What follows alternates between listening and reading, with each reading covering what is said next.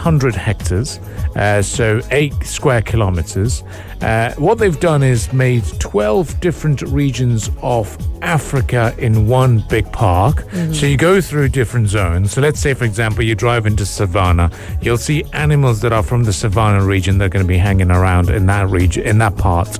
Then you drive a bit further down, you go to another part of Africa, and that's where you see the other animals. The biggest part, the most popular part is called Serengeti. And this is where you see the lions, the crocodiles as well. But this part of the park is exclusive for the gold ticket holders. So if you need to be holding a gold ticket to go and check out the lions in this part of the park itself. How are the ticket prices distributed? Well, a lot of listeners have been sending those questions. It starts at 40 dirhams for an adult. These are the adult tickets. When you get that 40 dirhams, you walk in and you explore the into the Africa parts of the 12 zones. You see the birds, but that's it. But to go in and see the animals, you need to book a safari silver ticket, 125 dirhams per person. The prices start there. And you go in and you check it out. Great. But then 275 dirhams for gold tickets, where you get a luxury car, or a smaller car where it's a bit more exclusive, and you have a guide that tells you everything about the park and talks to you about the animals, how they preserve it, how they behave, etc. All the basic information you need. Right. Now, a lot of people, I've got to tell you this, have been raising questions saying, wow, that's pricey. Why do they make it so expensive?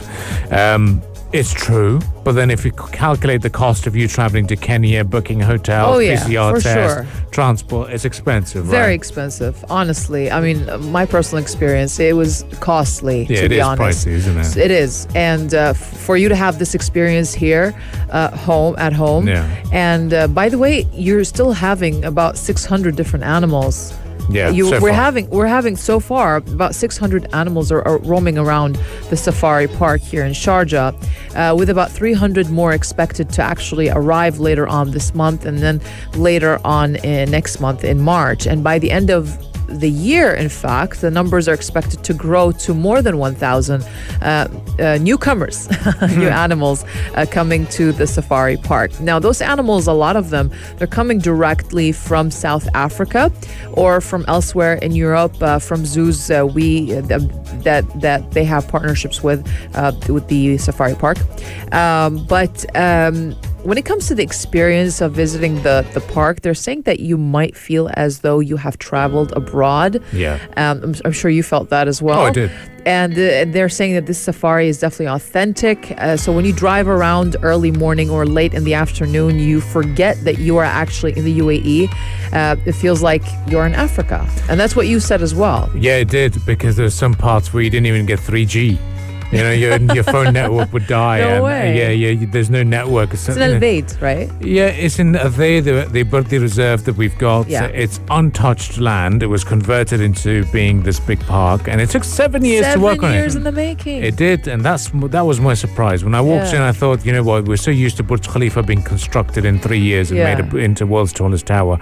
We're so used to the metro networks being erected, and we're so used to newer bridges opening up here in the Emirates of Sharjah very quickly. So to see 7 years worth of work has gone in, I didn't understand it. So we spoke to the lead designer of the park, and he was very, very keen.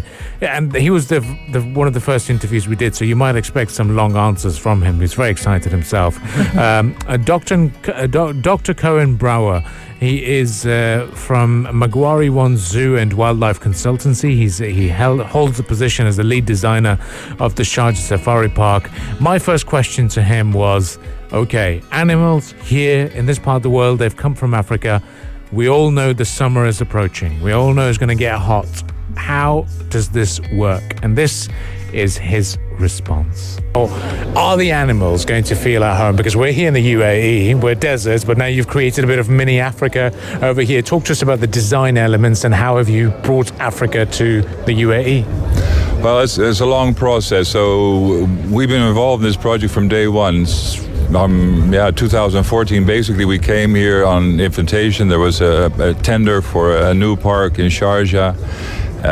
We won that tender and came up with a plan for a park that would focus on wildlife and conservation of African animals or wildlife in Africa. So 7 years later, we had the opening today and celebrating this wonderful event. Why Africa? One of the most important reasons we chose Africa was because there are a lot of similarities between Africa and the Arabian Peninsula, actually. The Arabian Peninsula used to be connected to the Horn of Africa, the east part of Africa, and wildlife-wise, plant-wise, landscape-wise, there are a lot of similarities. And so we saw the acacia landscape in Sharjah, this beautiful, pristine, still untouched natural areas, which we of course wanted to save and not be destroyed like happens in many parts of the world, unfortunately, where the trees and the plants and the nature is taken over by man. So this was very inspirational to work with a landscape that looked identical to the east part of Africa. And so basically we just said, okay, let's take a journey from the Arabian Peninsula to Africa. It is basically the same, landscape-wise, nature-wise, and animals we will bring there then. And this had never really been done before on this kind of scale, this large size park. It's 800 hectares for animals, another 800 hectares of protected area where we leave the landscape alone, we touch it, we keep it for our future generations. And it's a size that few of us have ever had the opportunity to work with. I mean, I worked in zoos, we've designed zoos, our company designs zoos and animal exhibits, and we help management of zoos worldwide. But we've never engaged on such a huge project. It took 7 years to work on it. Talk to us about why does it take that long for people to understand, and especially working with an untouched land and to make it home for these animals that they are not affecting humans walking through as well. When you have a beautiful landscape, that's just the start. I mean, you don't just then bring in some animals, release them and say, okay, everybody's happy and then we go home. We have to think about the welfare of the animals. We have to think of the well-being of the people. This park is, of course, we have to create the best situation, best circumstances possible for animals, because we want them to be happy, healthy, and to reproduce. But we also want it to be safe for those animals and safe for the visitors, the guests that come here to see this park. And a park like this is, of course, made to connect people to wildlife. People are very disengaged, very separated from nature, living in our urbanizations, our cities of the world, in the concrete jungle of that is our new world. And to help protect nature, to appreciate and love wildlife, and you have to bring people in touch with it. And not everybody has a chance to go to Africa. Not everybody has a chance to see nature the way some lucky few percent can. So these kind of parks fulfill this kind of stepping stone, this kind of ambassador's role almost, to show the beauties of Africa, but in Sharjah, and to create a love, a passion for wildlife. So that's the part we wanted to do with the people, and they had to be comfortable and they had to have a nice time. So you have to work with shadow, air conditioning, a lot of vegetation, a lot of trees. Tens of thousands of trees were planted here, not just for people, but also, of course, for animals, because we also planted trees for browse. Animals love green. So we have freshly cut browse every day here for the giraffes and for the antelope, so they get the best possible food that there is. But these trees also serve another function. They're also shadow for the guests, and they're also nesting habitat for wild birds. I mean, if you just walk outside here, you'll notice the amazing variety of birds that has discovered this park. And that's, for me, almost as kind of lead designer of this project, one of the most happy feelings to see butterflies out here and birds that also have found this location, found this place in Sharjah, because we kind of redeveloped it. We gave it green, we gave it a chance to become a second Africa, basically. The animals, of course, they have to have water, they have to have shade, they have to have food, they have to have rest areas, they have to be able to separate from each other, they have to be able to move away if they're uncomfortable from people, because we want this to be a very natural place. In your typical zoo, animals obviously are in a relatively confined space. It can be very nice and they can take very well care of them.